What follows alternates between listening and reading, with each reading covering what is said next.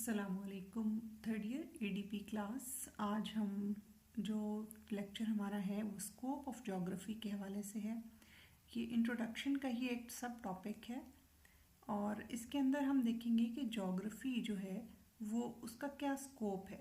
आपने जो ये आपका सिलेबस की आपको स्लाइड दिखा रही हूँ, इसमें आपने जो टॉपिक्स पढ़े हैं, इंट्रोडक्शन पढ़ी है, डेफिनेशंस पढ़ी है, इसकी स्कोप और ब्रांचेस और कुछ हिस्ट्री के हवाले से आपने देखा है। तो ये सब टॉपिक्स जो हैं आपने जो तैयार करने हैं वो ये जो रिकमेंडेड बुक्स में फर्स्ट नंबर पर बुक दी हुई है यहाँ से तैयार करने हैं। इसकी कुछ मैं पेजेस आपको सेंड भी कर रही हूँ मटेरियल आपको, तो आप यहाँ से तैयार कर लें, प्लस जो मैंने आपको स्लाइड्स भेजी हैं वहाँ से तैयार करते जाएँ। ठीक है, तो स्कोप जो है ये काफ़ी हद तक ब्रांचेस ऑफ ज्योग्राफी में भी कवर हो जाता है। तो उसी हवाले से आज हम पढ़ेंगे स्कोप ऑफ ज्योग्राफी। जब हम ज्योग्राफी की बात करते हैं तो हमारे जहन में सबसे पहले जो कॉन्सेप्ट आता है कि what you think is that the geography is a field which is linked with the learning of boundaries, learning of places like capital cities, countries, rivers or oceans. But it is not certainly that, but certainly these are also a part of geography, but this field encompasses more than that. ठीक है, इसके अंदर और भी बहुत कुछ मौजूद है, सिर्फ बाउंड्रीज़ के अलावा या पॉलिटिकल जिसको हम कहते हैं मैप्स, उनके अलावा बहुत कुछ और भी आप इसमें ज्योग्राफी में पढ़ते हैं, उसके स्कोप में शामिल है। अब ये अगर ब्रॉड स्पेक्ट्रम इसका देखा जाए तो ज्योग्राफी का स्कोप आप कहें कि आपकी पूरी एवरीडे लाइफ के ऊपर मुहित है या उसके ऊपर फैला हुआ है कि आपकी तकरीबन एवरीडे लाइफ जो है वो सारी एक ज्योग्राफी का हिस्सा है। ठीक है, तो इसको स्टार्ट करते हैं कि ज्योग्राफी जो है आप यहाँ से इसको लर्न करना शुरू करेंगे, तैयार करना शुरू करेंगे। Geography is an ancient discipline. Ancient discipline means बहुत ही एक पुरानी फील्ड ऑफ स्टडी है ये, that examines the spatial attributes of the earth's surface and how they differ from one place to another। यानी जो स्पेशल एट्रीब्यूट्स का मतलब होता है कि जो रिलेटेड कैरेक्टरिस्टिक्स हैं, खूबियाँ हैं अर्थ सरफेस से रिलेटेड, और वो कैसे एक प्लेस से दूसरी प्लेस में डिफ़र करती हैं, उनको आप लर्न करते हैं, इसके अंदर एग्जामिन करते हैं। जिस तरह के आपने इसका मीनिंग देखा है, अर्थ की डिस्क्रिप्शन, अर्थ को एक्सप्लेन करना, ठीक है, कैसे बनी हुई है, कैसे इसकी सरफेस है, ठीक है, और इस सारे फिनोमेना के बनने को वेयर वाई वो सब कुछ इसके अंदर आता है। ठीक है, तो इसको हम स्टडी करते हैं ज्योग्राफी के अंदर। ये सब सेंट्रल पार्ट कहलाता है ज्योग्राफी का। ठीक है, अब ये सब कुछ इंसान जो है ये कब से एक्सपीरियंस कर रहा है कि hundreds of thousands of years जो हैं उसमें उससे मतलब कि ज्योग्राफी ही देख रहे हैं अर्थ की।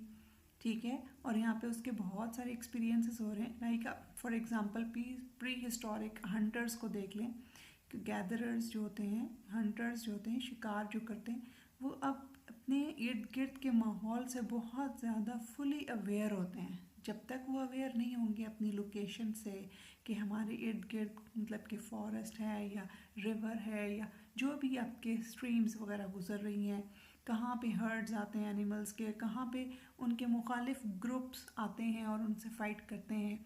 ठीक है, पानी पीने के लिए कौन कौन सी जगह मौजूद हैं, खुराक के लिए कौन कौन सी जगह हैं, जब तक उनको अच्छी तरह जान नहीं लेता है एक इंसान, तब तक उसके लिए सरवाइव करना वहाँ मुश्किल हो जाता है। तो लाइफ को सस्टेन करने के लिए इट्स एन एब्सोल्युटली नेसेसरी और एसेंशियल थिंग कि आपको वहाँ की ज्योग्राफी अच्छी तरह से मालूम हो। ठीक है, और इसके अंदर मतलब कि हम फ्यूचर जनरेशन्स के लिए भी हेल्पफुल है ये कि अगर ज्योग्राफी फ्यूचर जनरेशन्स नहीं जानेंगी किसी भी एरिया की या किसी भी फील्ड की, तो उसके उनको भी सफ़र करना होगा, तो उनके लिए भी बहुत ज़रूरी है कि वो लर्न करें ज्योग्राफी को। तो ज्योग्राफी जो है वो बहुत ही एक पुरानी फील्ड है स्टडी की, और इसके अंदर हमेशा से जो फोकस किया जा रहा है वो किस चीज़ पे फोकस किया जा रहा है, location and character of places and things. ठीक है। For thousands of years, at least, geography was a descriptive discipline that focused on the generalized location and character of places and things. Slowly, however, geography became an academic discipline with numerous specialized subfields. Aahista Aahista ये grow हुई, ये field या discipline, और आहिस्ता आहिस्ता ये स्कूलों में पढ़ाया जाने वाला एक मजमून बन गया, और इसकी फिर सब फील्ड्स डेवलप हुई, स्पेशलाइज सब फील्ड्स डेवलप हुई। जो एक साइंटिस्ट थे जो जोग्राफी को पढ़ते थे, scientist became experts in areas such as geology, meteorology, ecology, human cultural differences, ठीक है, और बहुत सारी फील्ड्स जिस तरह की नीचे डायग्राम के अंदर आपको दी गई हैं। सब फील्ड्स के अंदर हमारे पास साइंटिस्ट आने लगे और सब फील्ड्स को स्टडी करने लगे, और ये मतलब कि ज़रूरत के तहत ये सब कुछ हुआ, यानी कि ये it was not an accident और it was not an a luxury, but it was a need, it was always essential for them, ठीक है। स्पेशली जो इंटरेस्ट जोग्राफी के अंदर ग्रो किया वो 15th और 19th सेंचुरी के दरमियान हुआ, जब एक्सप्लोरर्स आए हम, लाइक क्रिस्टोफर कोलंबस है, उसका नाम आता है, और फर्डिनेंड मैगलन है, जेम्स कुक है, चार्ल्स डार्विन और लुइस क्लार्क, ठीक है। इनमें से कुछ के नाम आपने पहले सुन रखे होंगे जोग्राफी के हवाले से, या फिर उनकी इजादात के हवाले से, या फिर कुछ थ्योरीज के हवाले से आपने इनके नाम सुने हुए होंगे, ठीक है।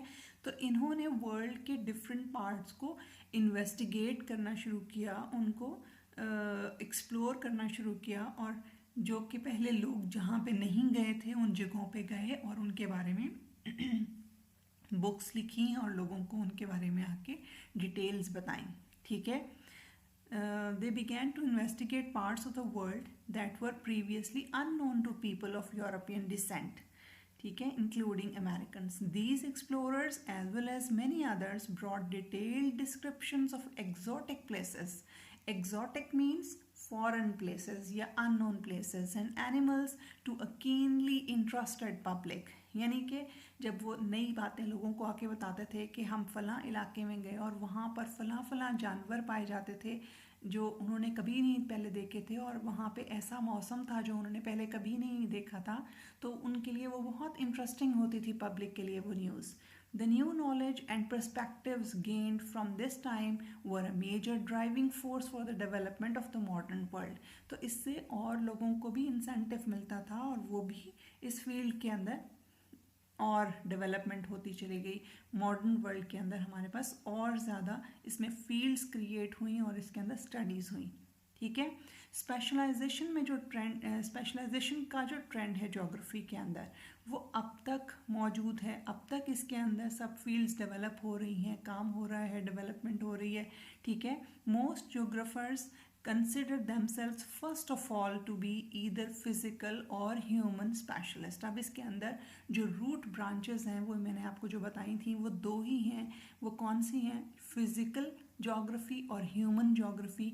तो फर्स्ट ऑफ ऑल जो कोई भी ज्योग्राफी की फील्ड में आता है तो वो अपने आप को या तो फिजिकल ज्योग्राफी से लिंक कर लेता है, उसका स्पेशलिस्ट अपने आप को कहलाना पसंद करता है, या फिर ह्यूमन स्पेशलिस्ट। जब ये दो ब्रॉड फील्ड्स जो हैं इनमें से वो एक सेलेक्ट करता है तो इनमें से हर एक के अंदर बहुत सारे और सब डिसिप्लिन्स मौजूद हैं ज्योग्राफी के, जो कि यहाँ पे डायग्राम में भी शो किए गए हैं। मैंने भी आपको एक पूरा लेक्चर इस पर ब्रांचेस ऑफ ज्योग्राफी के हवाले से पहले दे चुकी हूँ कि उनके अंदर क्या क्या चीज़ें आ जाती हैं, क्या क्या सब डिसिप्लिन्स आ जाते हैं, यानी ब्रांचेस, ठीक है। Although each of these subfields have a unique focus, such as soil or agricultural land use, geographers draw from many of these subfields when they analyze any particular special patterns, ठीक है। For example, अगर आपने कोई समझना है Africa के अंदर human settlement के पैटर्न को समझना है, ठीक है, तो उसके लिए हमें ज़रूरी है कि हमारा और सब फील्ड से भी इंटरेक्शन हो, जैसे कि वहाँ का क्लाइमेट कैसा है, वहाँ की सॉइल कैसी है, वहाँ पे वेजिटेशन कौन सी होती है, या और फॉर एग्जांपल और बहुत सारी इसके अंदर फील्ड्स आ जाएंगी। तो क्लाइमेटोलॉजी, सॉइल्स, वेजिटेशन, ये कुछ सब फील्ड्स के नाम यहाँ पे इन्होंने गिनवाए। इसके अलावा और बहुत सारी हमें और जिनसे इंटरेक्शन होगा। तो एक जब हम पढ़ रहे होते हैं एक पोर्शन की कोई ज्योग्राफी पढ़ रहे होते हैं, एक प्लेस की ज्योग्राफी पढ़ रहे होते हैं, तो उसके अंदर हमने सिर्फ एक ही सब डिवीज़न नहीं पढ़नी होती ज्योग्राफी की, बल्कि हमें उसमें बहुत सारी सब डिविजन्स को साथ लेकर चलना होता है।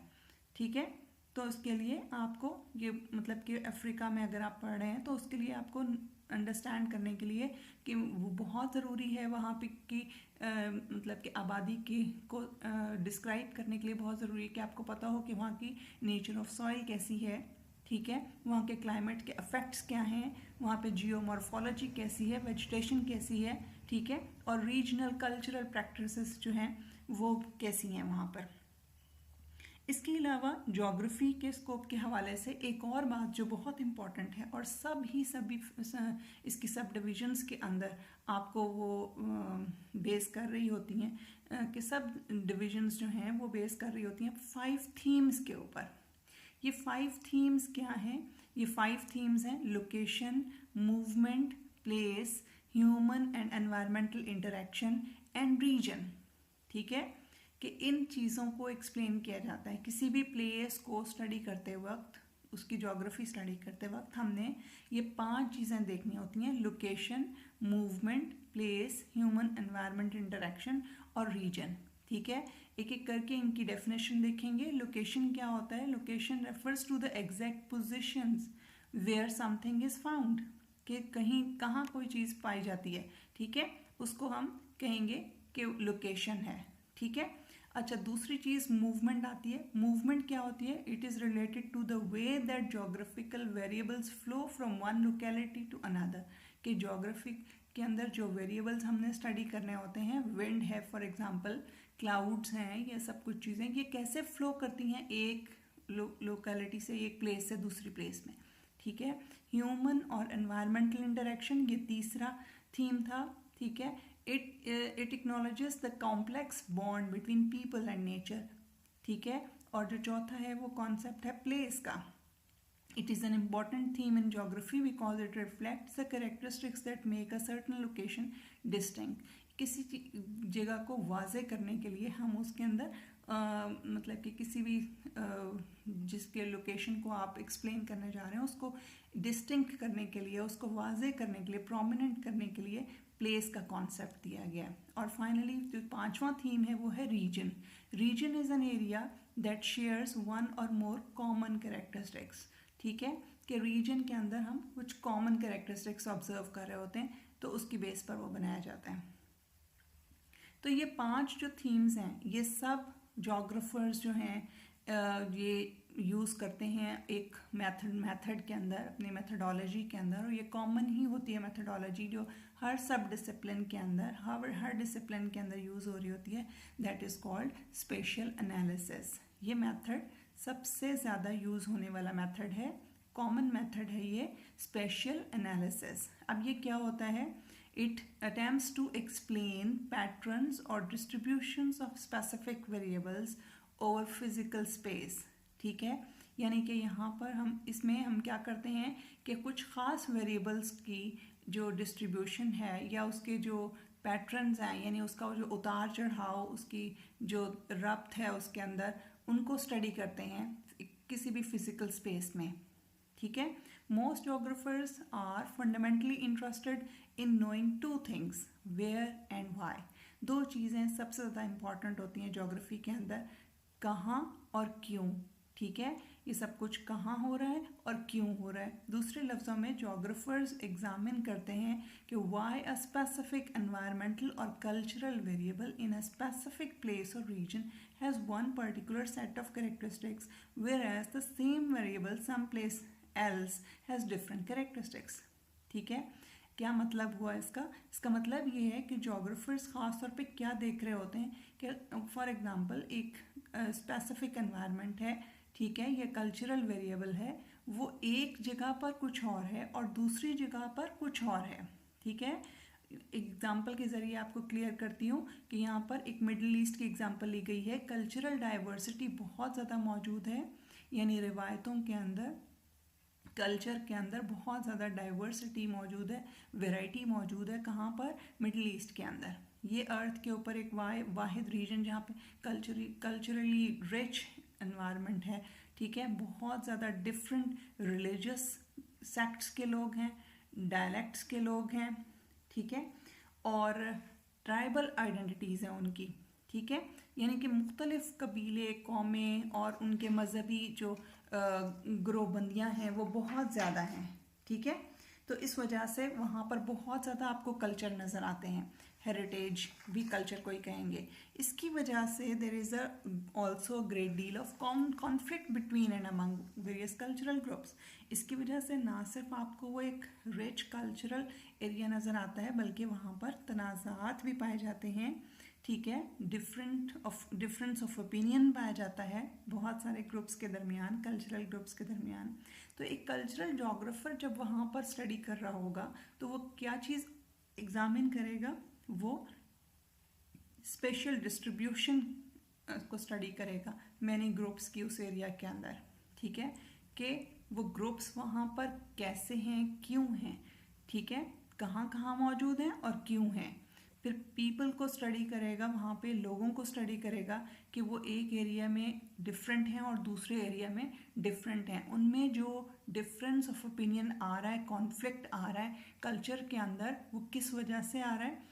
पॉलिटिकल रीज़न है, रिलीजियस व्यूज़ की वजह से आ रहा है, ठीक है, या कहीं और से कुछ लोग आए हुए उसकी वजह से आ रहा है, ठीक है। इसके अलावा वो उनकी सिमिलैरिटीज़ को भी देखेगा, जैसे कि लैंग्वेज उनकी कैसी है, क्या मिलती जुलती लैंग्वेजेस हैं जिसकी वजह से तनाज़ा आता है, ठीक है। और physical space among groups across physical space which might explain why certain people align themselves politically with others, ठीक है। तो कि इसके अंदर हम बहुत सारी चीज़ों को एक साथ लेके चल रहे होते हैं, बहुत सारी चीज़ों को एक साथ स्टडी कर रहे होते हैं जब आपने एक कल्चर को स्टडी करना है फॉर एग्जांपल, ठीक है।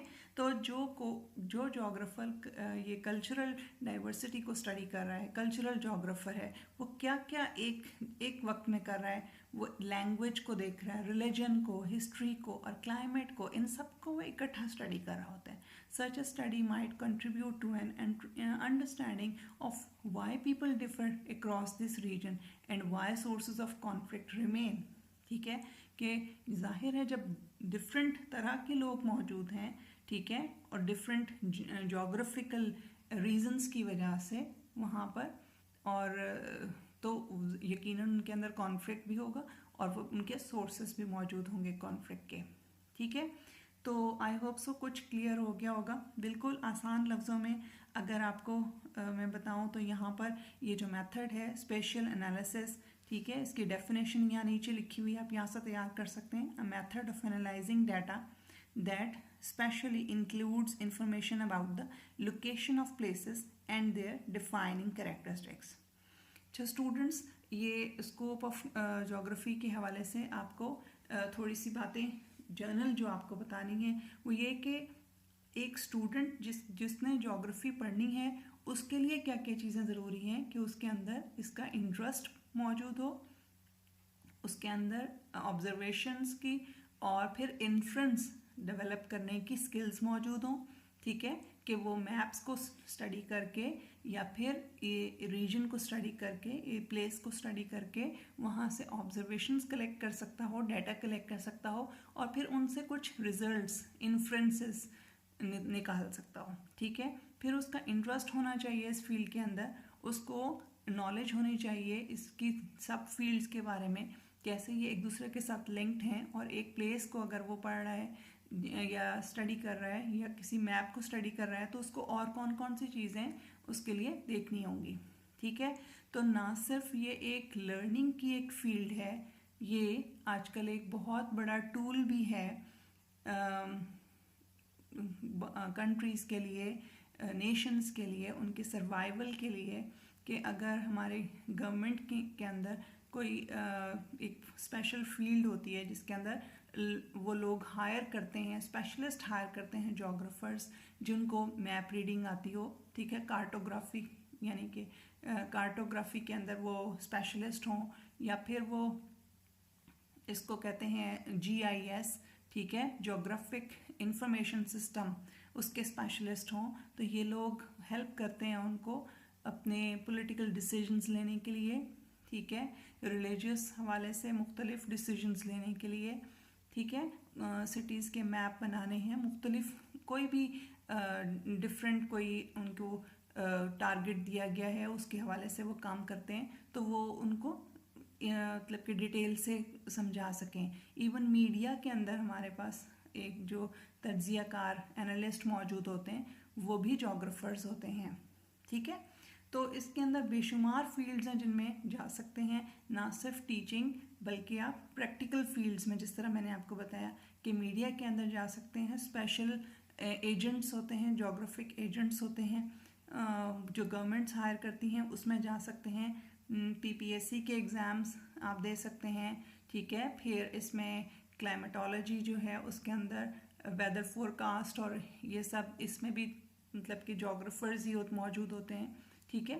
तो बेशुमार फील्ड्स हैं, सॉइल साइंसेस हैं, एग्रीकल्चरल फील्ड्स हैं, ठीक है। तो उनके अंदर हर जगह पे जॉब्स अवेलेबल होती हैं लोगों के लिए। तो आज के लिए इतना ही। Thank you so much. अल्लाह हाफ़िज़।